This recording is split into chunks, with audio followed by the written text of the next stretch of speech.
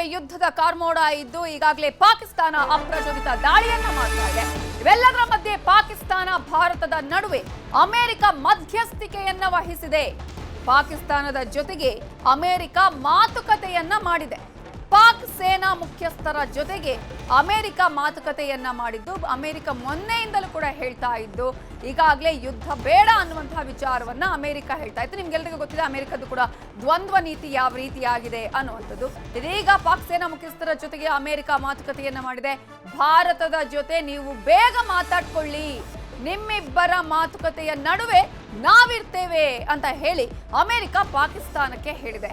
ಪಾಕ್ ಸೇನಾ ಮುಖ್ಯಸ್ಥ ಆಸಿಮ್ ಮುನೀರ್ ಜೊತೆಗೆ ಚರ್ಚೆಯನ್ನ ಕೂಡ ಮಾಡಿದೆ. ಪಾಕ್ಗೆ ಅಮೆರಿಕದ ಸೆಕ್ರೆಟರಿ ರುಬಿಯೋ ಭರವಸೆಯನ್ನ ಕೊಟ್ಟಿದ್ದಾರೆ. ಈಗಾಗಲೇ ನೀವು ಭಾರತ ಜೊತೆ ಮಾತಾಡ್ಕೊಳ್ಳಿ, ಬೇಗ ನೀವು ಮಾತುಕತೆಯನ್ನ ಮಾಡಿ, ನಿಮ್ಮಿಬ್ಬರ ಮಾತುಕತೆಯ ನಡುವೆ ನಾವಿರ್ತೇವೆ ಅಂತ ಹೇಳಿ ಅಮೆರಿಕ ಹೇಳಿದೆ. ಭಾರತದ ಪ್ರತಿ ದಾಳಿಗೆ ಪತರ್ಗುಟ್ಟು ಹೋಗಿದೆ ಪಾಕಿಸ್ತಾನ. ಭಾರತಕ್ಕೆ ಫೋನ್ ಮಾಡಿ ಪಾಕಿಸ್ತಾನ ಇದೀಗ ಮಾತುಕತೆಯನ್ನ ಆಡಿದೆ. ಫಸ್ಟ್ ಟೈಮ್ ಈಗ ಭಾರತಕ್ಕೆ ಕಾಲ್ ಮಾಡಿದೆ. ಮೊನ್ನೆಯಿಂದಲೂ ಕೂಡ ಉದ್ದತರದ ಮಾತುಗಳನ್ನ ಆಡ್ತಾ ಇತ್ತು ಪಾಕಿಸ್ತಾನ. ನಾವು ಮಾತುಕತೆ ಮಾಡಿಲ್ಲ, ಮಾತುಕತೆ ಮಾಡಲ್ಲ, ಫೋನ್ ಕಾಲ್ ಮಾಡಲ್ಲ ಅನ್ನುವಂತಹ ವಿಚಾರವನ್ನ ಹೇಳ್ತಾ ಇತ್ತು.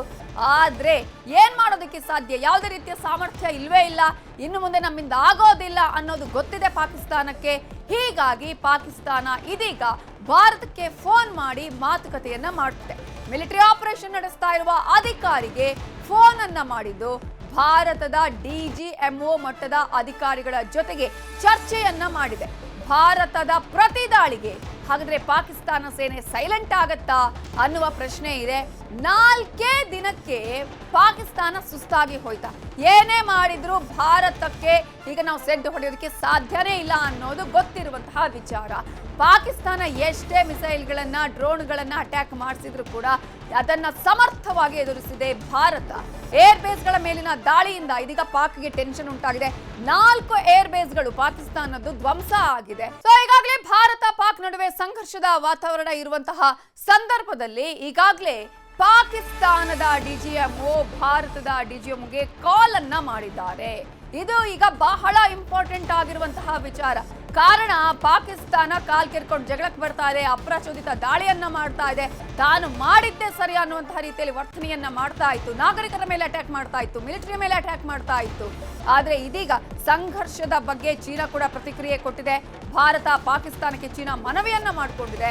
ಸಂಘರ್ಷ ಕಡಿಮೆ ಮಾಡ್ಕೊಳ್ಳಿ ಅಂತ ಹೇಳಿ ಚೀನಾ ಮನವಿಯನ್ನ ಮಾಡಿಕೊಂಡಿದೆ.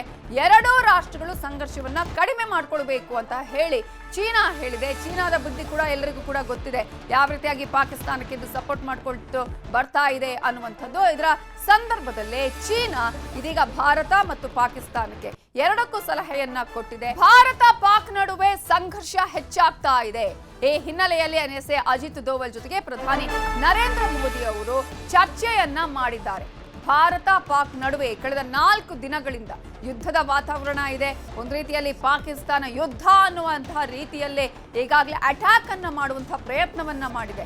ಈ ಹಿನ್ನೆಲೆಯಲ್ಲಿ ರಾಷ್ಟ್ರೀಯ ಭದ್ರತಾ ಸಲಹೆಗಾರರಾಗಿರುವ ಅಜಿತ್ ದೋವಲ್ ಅವರು ಪ್ರಧಾನಿ ನರೇಂದ್ರ ಮೋದಿ ಅವರ ನಿವಾಸಕ್ಕೆ ಆಗಮಿಸಿ ಅಲ್ಲಿ ಪ್ರಧಾನಿಗಳಿಗೆ ಏನೆಲ್ಲ ಇಲ್ಲಿವರೆಗೂ ಕಾರ್ಯಾಚರಣೆ ಆಗಿದೆ, ಮುಂದಿನ ನಡೆ ಏನು ಅನ್ನೋದ್ರ ಬಗ್ಗೆ ಮಾಹಿತಿಯನ್ನ ಕೂಡ ಈಗಾಗಲೇ ನೀಡಿದ್ದಾರೆ.